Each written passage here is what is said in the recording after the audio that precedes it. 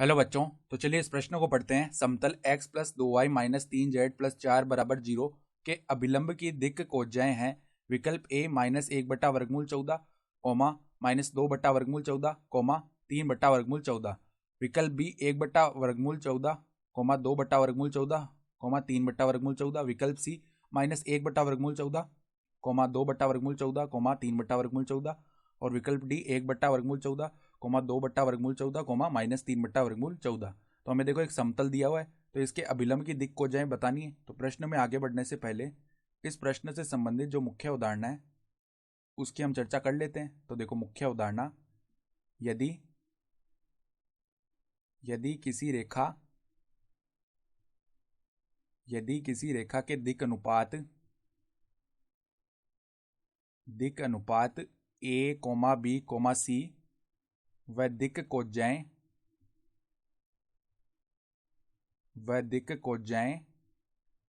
L comma M comma N हो, तो इनके मध्य जो संबंध है वो क्या आता है। देखो एल बराबर में आता है ए बट्टा में वर्गमूल A square plus B square plus में सी स्क्वायर।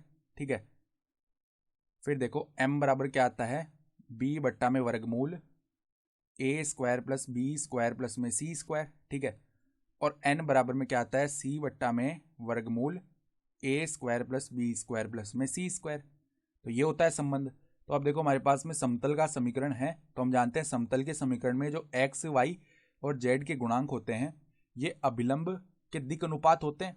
ठीक है, तो अगर हम अभिलंब के दिक् अनुपात लिखें, अभिलंब के लिए जो दिक् अनुपातों के मान है, यानी ए का मान कितना आ जाएगा, एक्स का गुणांक है 1, बी का मान कितना आ जाएगा, वाई का गुणांक है 2, और सी का मान कितना आ जाएगा, जेड का गुणांक है -3। तो ये अभिलंब के दिक् अनुपात हो गए।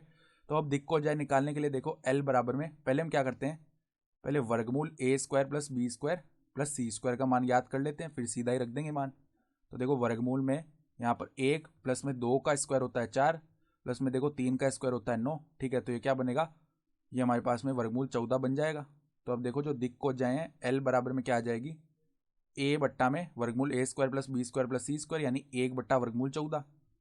ठीक है, कोमा एम का मान क्या आ जाएगा, एम का मान आ जाएगा 2/वर्गमूल 14।